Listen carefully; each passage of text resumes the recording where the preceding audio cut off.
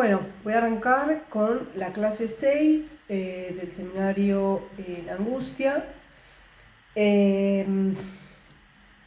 Bueno, va a ser corta porque hoy no hubo gente digamos, en tiempo real, entonces bueno, no va a haber preguntas, va a ser un poco más corta. Entonces, bueno, en principio en la clase Lacan va a evocar un libro de Ferenczi. Lo que él va a tratar de hacer aquí, ¿no es cierto?, es, bueno, hablar de la teoría, ¿no?, la teoría de la genitalidad, y sobre todo va a empezar a criticar, digamos, a los postfreudianos. Bueno, no va a empezar, ¿no?, es una crítica, un análisis exhaustivo, no una crítica baladí, sobre el asunto de, bueno, ¿a qué se llama, no es cierto? ¿Qué es eso de lo sexual, no? O sea, si hay algo que para Freud es importante, es lo sexual, la muerte y el sexo, ¿no? Lo que no tiene sentido y el agujero de sentido. Entonces, bueno, este libro es importante porque, como les venía diciendo, tiene que ver con lo que se dijo después de Freud, que son las etapas de la genital, digamos, los estadios del objeto hasta alcanzar, ¿no es cierto?, la maduración.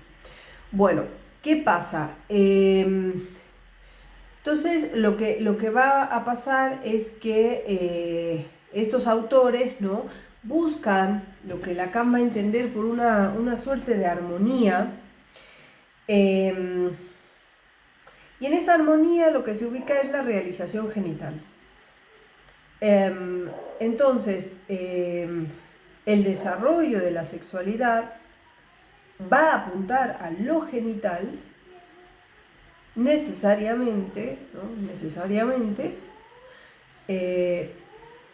y de acuerdo a este libro que Lacan cita, que tiene traducción al castellano, que se llama La teoría de la genitalidad,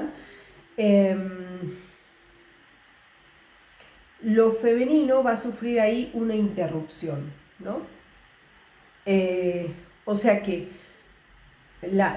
fíjense cómo entonces la maduración sexual genital, ¿no es cierto?, está desarrollada, ¿no es cierto?, está acabada, armonizada como una unidad desde la perspectiva del varón, ¿no?, del masculino.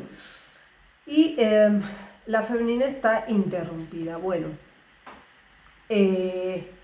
Lacan lo llama una detención dialéctica. Recuerden que también Freud, hay un escrito de Freud, ¿no es cierto?, sobre la sexualidad femenina, y ahí él desarrolla el camino que va a ser, ¿no es cierto?, una mujer en relación al Edipo, y dice, no es el mismo que el varón, y tampoco es una inversión del varón.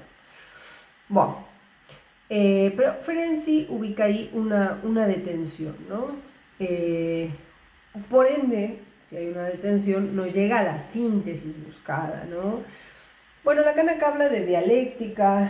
Yo quería insistir una vez más, que son cosas que me parecen importantes, ¿no?, medias exquisitas, pero no es lo mismo, digamos, hablar de dialéctica, ¿no?, en Hegel, en Kant, el asunto de la síntesis, antítesis y de la tesis, antítesis, síntesis es algo del orden kantiano, ¿no?, de la dialéctica kantiana, así la propone en la crítica a la razón pura. Ahora, Hegel no habla de síntesis, ¿no?, habla de la Aufhebung.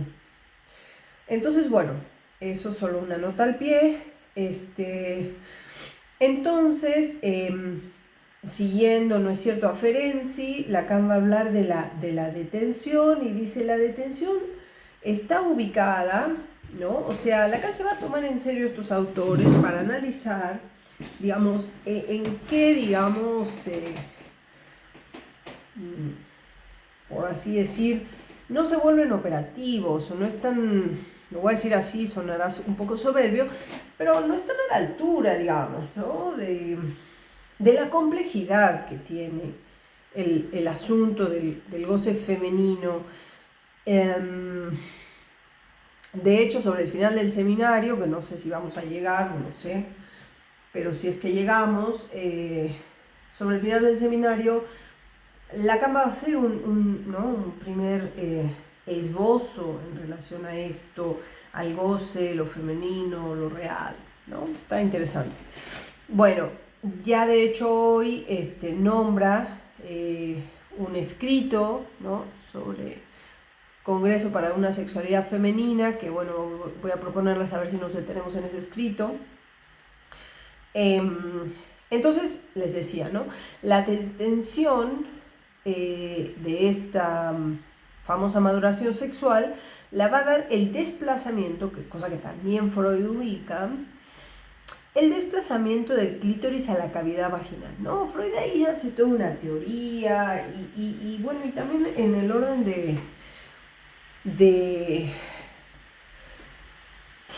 voy a decirlo así, de la vertiente más imaginaria de la ciencia, también se establecen, ¿no? Teorías respecto a que el goce femenino, dónde se encuentra, ¿no? Que el punto G, que el punto Y, ¿no es cierto? O sea, es algo que genera una incógnita, que genera un enigma y del cual se hacen teorías, ¿no? Pero digamos, la teoría de que los niños vienen del ano y la teoría de que el goce se ubica en el punto G es igual de infantil, ¿no? Igual de imaginaria. O sea, le quiere dar una explicación a algo que no está por el lado de la explicación, o sea, del sentido. Bueno, entonces, fíjense lo que va a agregar aquí Lacan, va a decir, la detención de esta maduración sexual la da el desplazamiento del clítoris a la cavidad vaginal, según Ferenczi y incluso siguiendo a Freud. Ahora, ¿qué pasa? ¿Qué pasa? Y dice, ¿no? Lacancita Ferenczi dice también el pezón, etc. Y acá Lacan va a agregar, dice, realmente esto no es tan exacto, porque de cualquier manera hay un desplazamiento del clítoris a cualquier parte del cuerpo, ¿no? Y la histeria lo testimonia. O sea que en realidad esta detención no sería una detención especial, sino que más bien es una detención, digamos, esperable, que va hacia la histeria de conversión. En ese sentido, no estamos hablando de lo femenino, estamos hablando de una neurosis. Fíjense el vuelco que le da Lacan a esta situación, o sea, esta torsión, ¿no es cierto?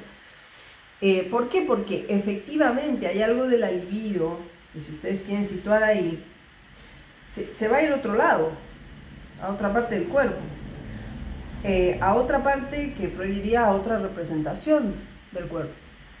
Bueno, entonces, ¿qué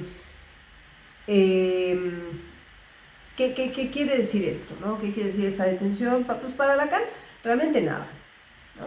Para Lacan nada, porque de hecho,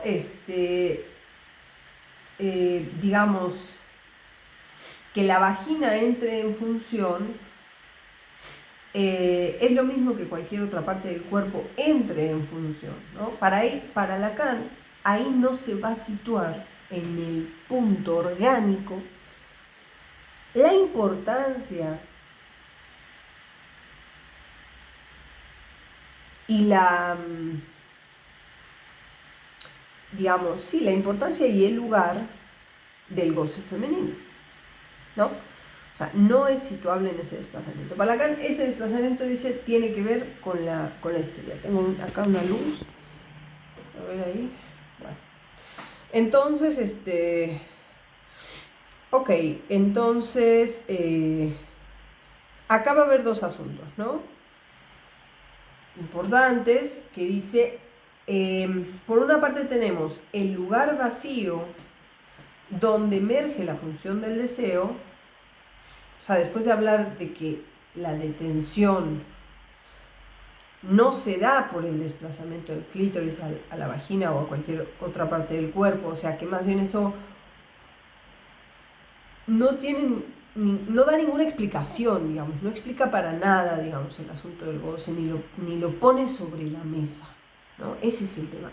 ni siquiera lo roza, ¿no? Es como hablar de otro tema incluso. Entonces,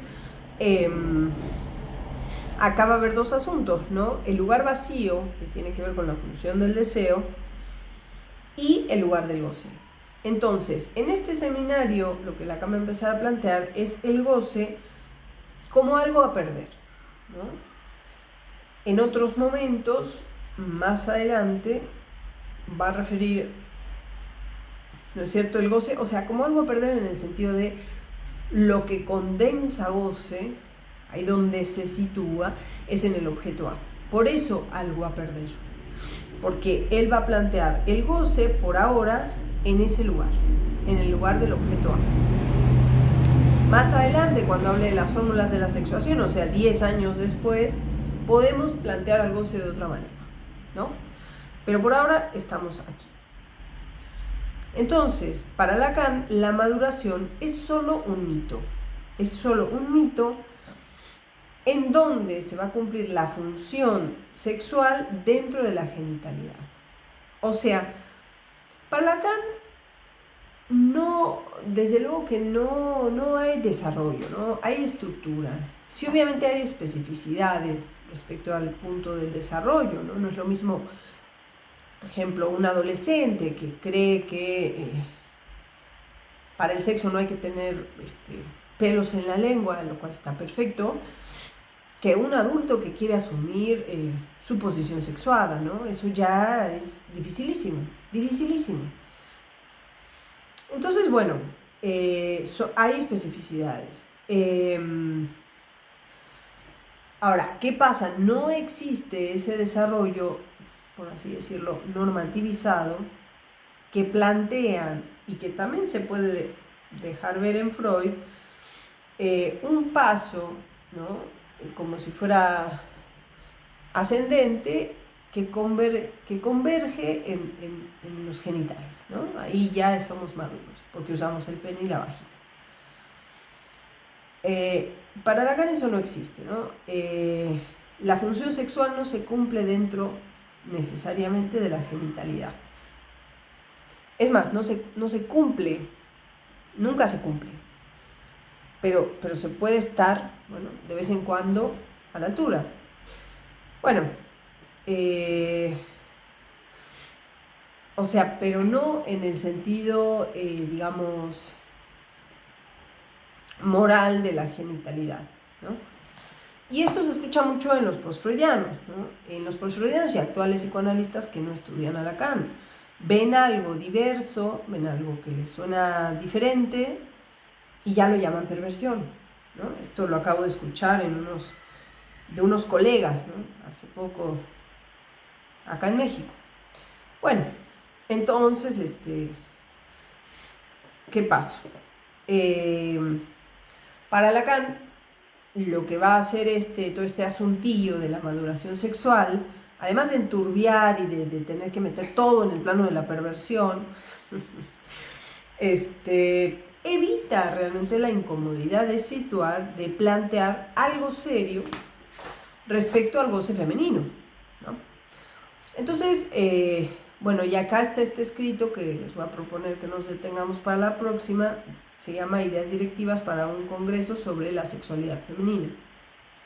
Bueno, como ustedes quieran, lo vamos a pensar, a plantear. Entonces, va a plantear Lacan, pues, a la histeria como el límite de esa maduración sexual infantil. O sea, va a decir, digamos, en la infancia se puede llegar hasta ahí, ¿no? Hasta un punto histérico, que es soy excepción, el otro lo tiene, pero además el cuerpo comprometido, ¿no? El cuerpo comprometido en esta lógica fálica. O sea que fíjense cómo reduce la supuesta maduración sexual infantil Lacan, dice hasta la neurosis. O sea, no hay posibilidades de que un niño ni un adolescente tome postura respecto a la sexuación, ¿no? Eso es para mí parte de la ética del psicoanálisis, parte fundamental de la ética del psicoanálisis, ¿no? para respetar también, ¿no es cierto?, esto de las etapas, cuando de repente escuchamos un adolescente, un niño, digamos, hay que considerar el alcance que tiene que un niño diga que es niña. Hay que tomarlo como lo que es, como un niño diciéndolo, ¿no? Bueno, a Lacan lo que le va a interesar subrayar es la función, no tanto diacrónica, sino sincrónica del deseo. Y eso va a generar problemillas, ¿no? O sea, siempre que existe el deseo va a haber mediación. Eso ya lo dijo Hegel. Y siempre que haya mediación, pues va a haber problemas, ¿no? Va a haber desvaríos, conflictos. La mediación puede ser el síntoma, ¿no? Entonces, en este aspecto, la angustia, pues, que es en nuestro seminario se llama así, la angustia, o sea, el tema de la angustia, es fundamental. ¿Por qué? Porque para que la función del deseo emerja, hay que pasar por el camino indirecto de la angustia. O sea, hay que atravesar la angustia. Sin angustia no se despeja el campo de la función del deseo, el camino, ¿no? Más que el campo. El campo es la transferencia. Entonces, hay que pasar, ¿no?, por ese camino de la angustia, hay que atravesarlo.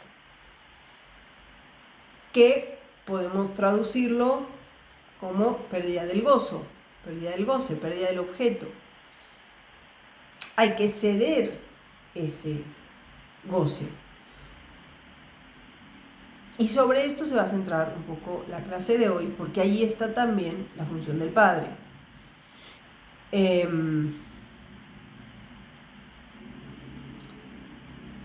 Y bueno, el desarrollo de un análisis, digamos, va apuntando hacia eso, ¿no? Hacia ese ceder, mostrando lo que hay que ceder, lo que hay para ceder. Y bueno, también acompañando al sujeto a leerse en la dificultad de no ceder, ¿no? Bueno, pues entonces, respecto de esto dice, pero tranquilos, es solo un momento, es solo atravesar la angustia, es acotado, es algo acotado. La angustia no es infinita, porque aquello que no se puede ver, ese objeto, como les dije, que no es especular, se sitúa en la estructura especular. Y el espejo no es infinito, no hay espejos infinitos, el campo visual es reducido, por ende el campo no visual también es reducido.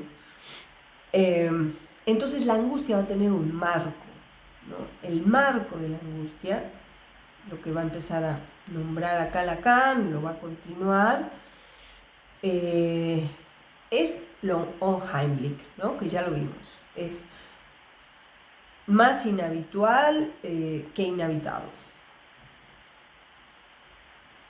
Es ese doble que se presenta ahí. Entonces la angustia tiene un marco que es lo unheimlich, eso que se ve y que no era visible antes, pero el espejo no es infinito. Entonces, tanto lo que se puede mirar es acotado como lo que no se puede mirar también. La angustia no dura para siempre, y esto es importante reconocerlo, ¿no? Como analistas también tenemos que estar advertidos que la angustia es un paso necesario, porque tampoco es un paso infinitizable, ¿no?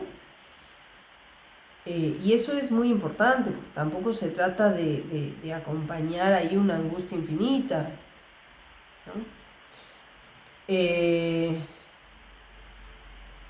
Entonces, aquí en este punto Lacan va a evocar para sugerir todo este asunto del marco de la angustia, va a evocar el famoso sueño del hombre de los lobos, que ustedes lo conocerán o no.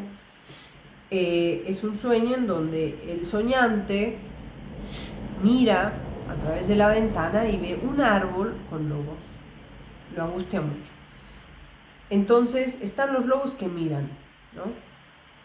Y ahí, ¿para qué toma esto? Para decir, hay algo de la angustia, que es lo que está a través del otro lado de la ventana, ¿no? Del otro lado del espejo, uno podría decir.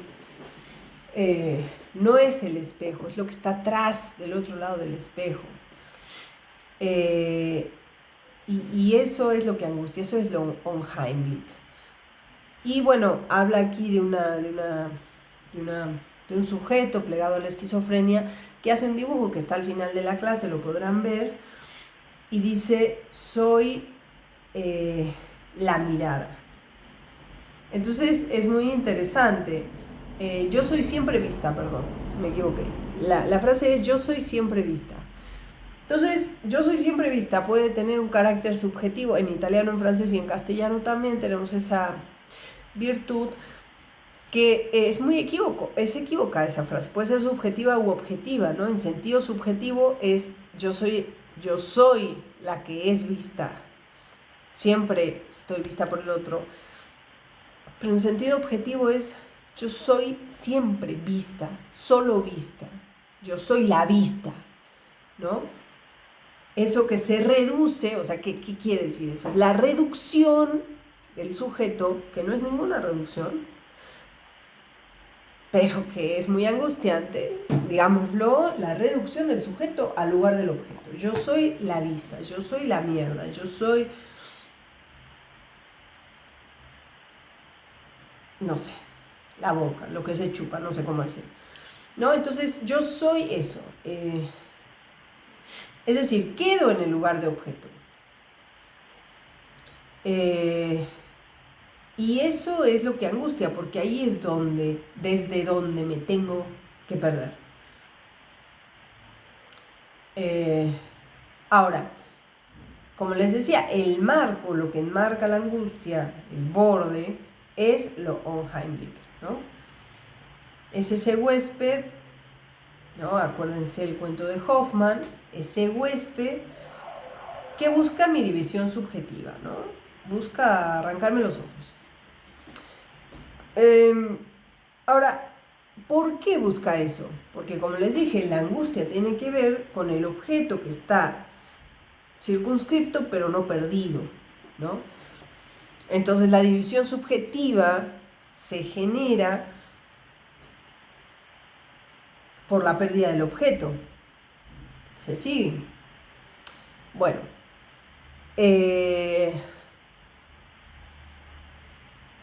ahora, la angustia, pues, dice Lacan, es ese afecto que acompaña la entrada del sujeto en el discurso, ¿no? Es a partir de ese rasgo en el que el sujeto no se va a situar en ninguno de los significantes del otro, esa identificación al significante, que ya queda, o sea, que digamos que hay un momento de angustia, ¿no? Es ese momento en el que me tengo que encontrar ahí, en los significantes del otro, pero ninguno me nombra, ¿no? Sino que me produce.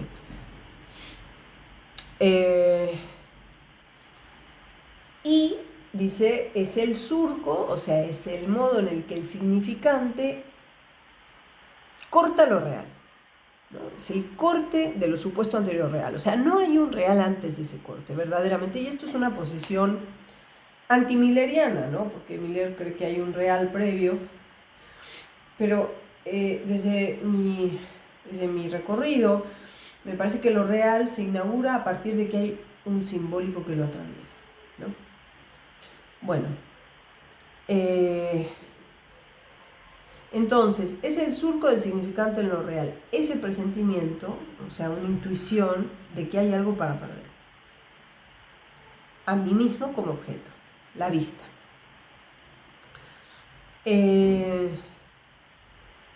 Entonces, la angustia es en este punto certeza de que algo hay para perder. Y agrega Lacan la duda incluso, es algo que viene después de la angustia. La angustia es lo que antecede la duda. Esto también es un dato muy del orden de la praxis, ¿no? Hay quienes sintomatizan con la duda. Ahora, no hay que perderse en esa duda, sino apuntar a la angustia que hay detrás de esa duda, ¿no?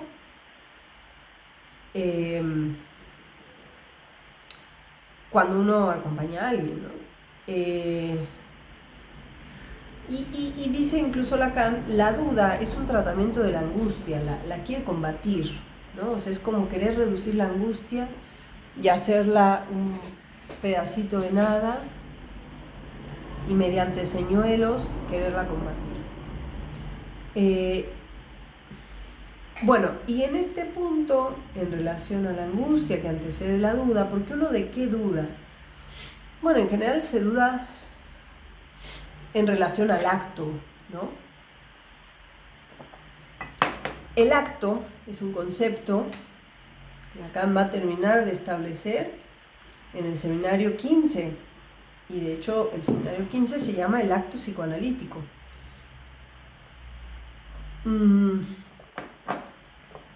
Pero ahorita va a empezar a tomar de la literatura psicoanalítica esta noción del acting out de los postfreudianos y el pasaje al acto.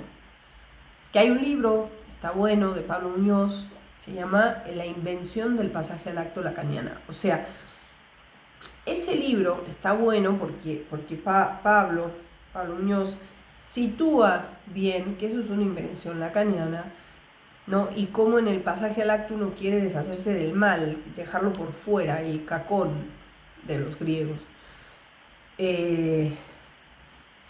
Bueno, entonces, que se opone al bien, ¿no? Pero bueno, el tema es que en esta clase, después de hablar de esto de la duda, Lacan va a completar el cuadro de doble entrada, mismo que va a seguir usando alrededor del seminario, y va a agregar, ¿no?, el pasaje al acto y el acting out.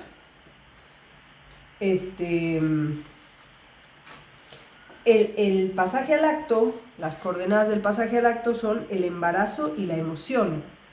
Y las coordenadas del acting out son la conmoción y el impedimento.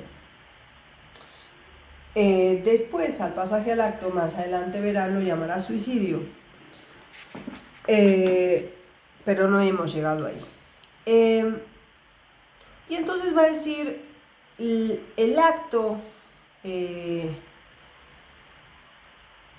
le quita la certeza a la angustia, ¿no? O de la angustia la acción toma su certeza. O sea, antes de actuar, eso que se está dudando, antes de animarse al acto, ya sea acting out o pasaje al acto, por ahora, pero también podríamos decir un acto analítico, hay una certeza que se le debe de arrancar a la angustia. Entonces, es con esa certeza que se puede ir al acto. Pero se toma prestada de la angustia, porque en la angustia lo que hay es precisamente ese objeto que hay para perder, ¿no? Entonces, ya fíjense cómo la noción del acto va cobrando dimensión, ¿no? Implica la pérdida. La noción del acto implica la pérdida, implica la división subjetiva. La noción del acto, no pasaje al acto ni acting out. Aunque tiene que ver, son modos imaginarios, ¿no?, del acto, podríamos decir. Bien, entonces, respecto a lo que instaura la división subjetiva, digamos, tenemos el lado de la pérdida, pero ¿qué es lo que estuvimos viendo que habilita la pérdida? Es el falo, ¿no? El objeto A, las etapas del objeto A están atravesadas por la lógica fálica. Entonces, respecto al falo, Lacan, o sea, va a subrayar, esto es importante, algo que trabajó en el seminario 9, que es precioso, que es respecto a la lógica de Peirce. Entonces es donde va a hablar del universal negativo, universal positivo, particular negativa y particular positiva. no voy a desarrollar eso, pero sí tomar, ¿no es cierto? Porque el asunto del falo, la función del falo, tiene que ver con un universal. El falo es un universal para el ser hablante, ni siquiera para los neuróticos. El falo es universal para el ser hablante. Entonces, ese universal tiene su costado positivo, tiene el universal positivo, que es un imposible, ¿no? Para Lacan lo real, ya saben, es lo imposible. ¿Pero qué quiere decir eso? Quiere decir lo imposible lógico. ¿Y qué es lo imposible lógico? Bueno, según quien escribió por vez primera y formalizó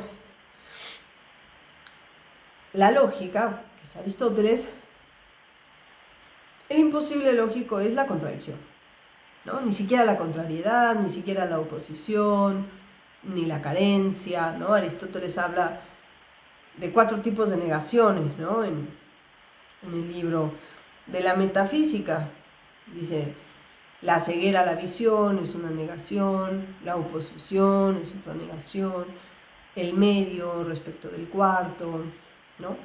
Pero otra cosa es la contradicción, y la contradicción implica una contrariedad en la dicción, o sea, en el lenguaje, en el predicado. Bueno, lo real es eso, es lo imposible lógico, o sea, la contradicción. Entonces, la función fálica surge del universal positivo y cobra sentido a partir de lo imposible. Aquí es donde va a evocar a Juanito, ¿no es cierto? Y dice, Juanito se maneja con una lógica impecable, igual que la de Aristóteles, y dice, todos tienen falo. Pero ¿qué pasa que mi mamá no tiene? ¿No? Todo ser vivo tiene falo, ¿no? Entonces empieza Juanito a descubrir esa función y se ve el pito, y en la jirafita el pito, y en el caballo el pito, y en la taza el pito, y en todos lados ve el pito. Está muy bien. Ahora, la frase es imposible que un ser animado o inanimado, también podría uno pensar, no tenga falo. Ese es el universal positivo. Es imposible que un ser animado no tenga falo. Y dice Lacan, pero eso coloca la lógica en la función precaria de condenar a lo real a tropezar eternamente con lo imposible. Porque acá tropezamos en el sentido en el que mamá no tiene falo. Ahora, si mamá no tiene falo, ¿qué hacer con el universal positivo? ¿Qué hacer con la función fálica? Bueno, dice Lacan, ahí tiene que responder el sujeto. O sea, frente a lo real, el sujeto es llamado a responder. El sujeto, no un niño. Entonces un niño hace un síntoma, ¿no? Los sujetos, los adultos también, ¿no? Pero bueno, eso es lo más digno que hay. Nunca se está a la altura de lo real, ¿no? Se puede estar dispuesto, muy de vez en cuando. Pero bueno, la cuestión es esa, ¿no? O sea, el universal positivo. Es imposible que haya un ser animado que no tenga falo. Después va y ve a la madre y se da cuenta que no lo tiene. De ahí emerge la angustia, ¿no? De que si mamá no lo tiene, si el otro está castrado, entonces el universal positivo se tiene que sostener bajo el modo de lo real, es decir, de la contradicción. Si el otro está castrado, yo también estoy castrado. Lo cual es una contradicción respecto al universal. No hay ser vivo que no esté castrado, sea animado, ¿no? Bueno.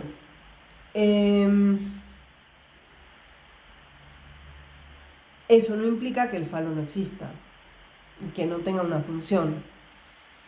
Ahora, los seres vivos que no tienen falo dice Lacan, pueden tenerlo igualmente. Y lo van a tener a despecho, ¿no? O sea, lo van a tener si quieren, pero eso pero eso genera consecuencias, ¿no? Se puede tener el falo a nivel significante, pero eso mortifica, ¿no? Tenerlo mortifica, más que vivifica, no vivifica. Mortifica porque ahí uno es, sujeto del significante. Bien, después hay un puntito más, ya para ir terminando, que es respecto al goce. Como les decía, va a empezar a meterse un poco más de lleno con el asunto del goce. Y nombra aquí un libro que es el Eclesiastés. El Eclesiastés no va a ser inocua su etimología. Viene de la palabra coeleb. Esta palabra femenino significa la virtud reuniente, la que agrupa nuevamente. Viene de las Sagradas Escrituras, el Eclesiastés, ustedes saben, parte de la Sagrada Escritura, de la Biblia.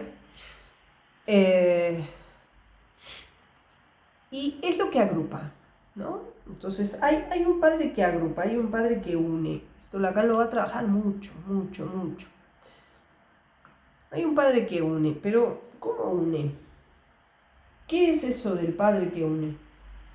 Bueno, no es momento para responder, pero sí para decir algunas cosas. En este libro que une, lo que se nombra es la demanda a gozar. O sea, Dios demanda gozar. Y aquí Lacan tiene un párrafo muy bonito, complejo para quienes no están muy al tanto de la filosofía, en donde va a hablar de 3 tipos de Dios. El Dios de los judíos, el Dios de Platón y el Dios de Aristóteles. Les comento, el Dios de los judíos ha sido articulado en el siglo V por Agustín de Hipona con el Dios de Platón. O sea, para Agustín, Platón era un sabio. Ahora, Agustín encuentra en Platón, encuentra en el Dios de los filósofos, al Dios de los cristianos.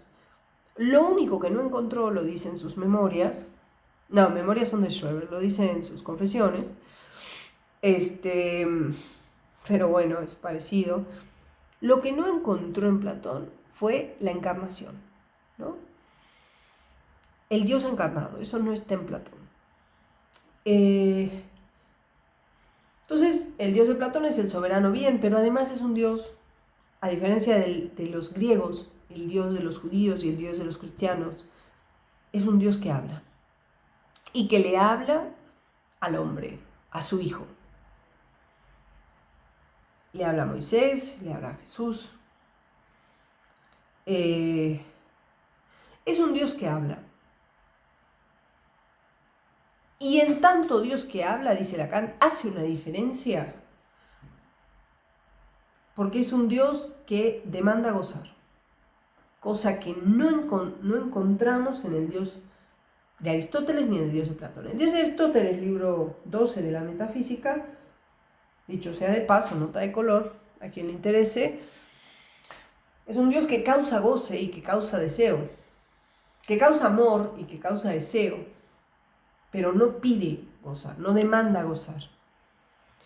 En cambio, este Dios habla y demanda gozar. O sea, el Dios, al hablar se demanda, se deseas, ¿no? También. Entonces, este Dios demanda gozar. Y dice Lacan, esto es lo que provoca angustia. La demanda de goce que viene del otro. Entonces, este Dios que habla es un Dios que se nombra, es el Dios que es.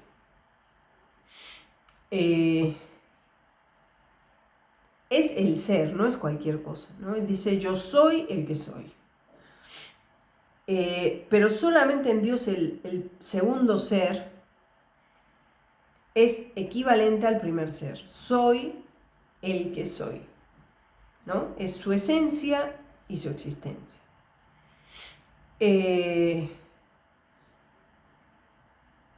No, bueno, hay mucho escrito sobre esta repetición, ego sum qui sum. Bueno, en fin.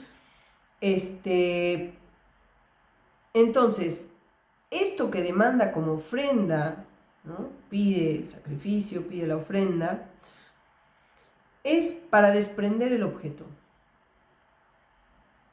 Para desprender el objeto que ya está circunvalado. Dice Lacan aquí circunvalado, o sea, es un objeto que ya tiene un borde, ¿no? Es un borde que establece el borde de donde el sujeto habrá de conceder, si quiere, a desprenderlo, a desprenderse de ese objeto que es él mismo. Pero ahí hay algo muy inquietante, hay algo opaco en todo esto, ¿no? Hay algo muy opaco en todo esto. Y es muy difícil de pensar y de plantear y sobre todo de explicar. Pero bueno, también aquí cuando dice lo demanda como ofrenda para desprender el objeto, está hablando también de la circuncisión, que es el pacto con Dios. Entonces hay un asunto, ¿no?, en los judíos que tiene que ver con la fe, y la fe es un pacto con el otro. La fe es el pacto de que yo voy a... Esto lo encontré en un libro de Agamben, Fides, ¿no?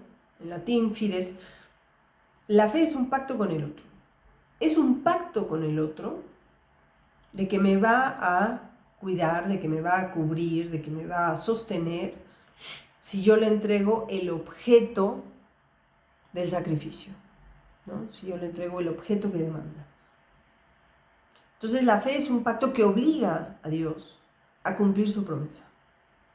Y ahí les dejo picando todo lo que se puede desprender de eso, ¿no? Obligar al otro a cumplir su promesa. Por eso es muy oscuro.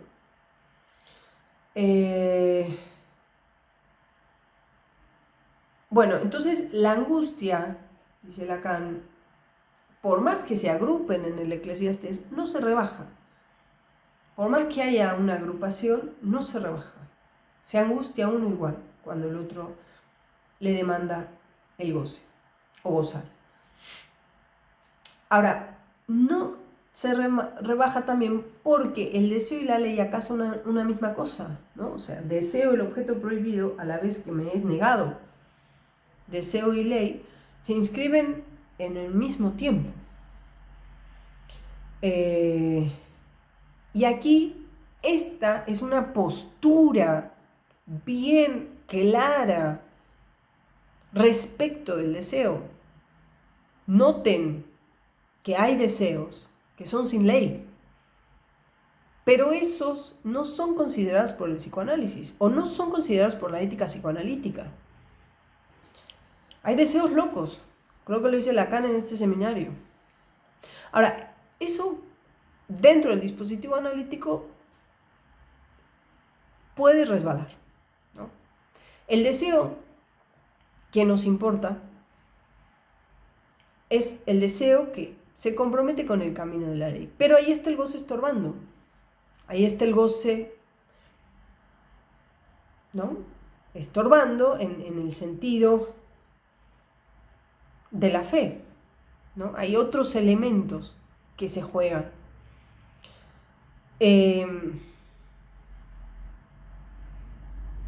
O sea, no es simplemente obedecer la ley lo que nos lleva al deseo. No es una obediencia a la ley.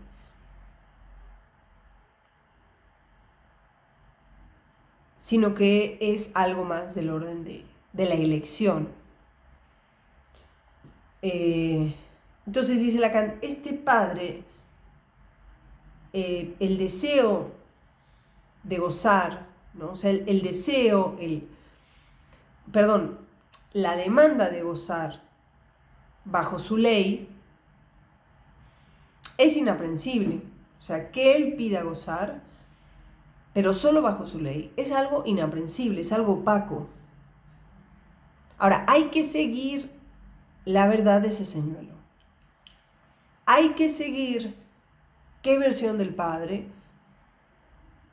desde luego religiosa, sostiene cada sujeto que viene a tomar la palabra. Porque ahí se presenta la verdad como señuelo, ¿no? La verdad en el sentido de lo que posteriormente podrá ser las veces de la división subjetiva. Ahora, eso opaco no se resuelve. Eso opaco queda opaco. Pero se puede responder, ¿no? Bueno, y el último punto, hoy fue rapidísimo porque no vino nadie en tiempo real, es que se desprenden de estos objetos. El objeto fóbico, que dice Lacan, va a cubrir la angustia respecto de esto inaprehensible, ¿no? Por eso dice el lobo y la cazadora. Porque una cosa es el objeto fóbico, lo que me da miedo, y en un momento se desliza con el objeto fetichista, ¿no? Dice, me gustan las chicas, pero ahí está el zapatito, ¿no? O sea que fíjense cómo ponen en un mismo lugar, no sé si se dio cuenta o no, la fobia y el fetiche, el objeto fóbico fetichista, y por otro lado el objeto que causa la angustia, que es el objeto causa del deseo. El objeto del deseo es fóbico siempre y fetichista siempre, ¿no? O sea, es algo que brilla como que asusta. Y después está el objeto que causa la angustia. Eso que no hace dudar, ¿no? Eso que es una certeza ahí, a tomar, a considerar para el acto, ¿no? Cualquiera que sea. Bueno, espero por lo menos alguna pregunta en relación a todo esto. Fue una clase pues, muy rica, la verdad, para mí considerarla y todo. Y después vemos si seguimos con la clase 7 o nos vamos al escrito de Lacan. Bueno, un cordial saludo.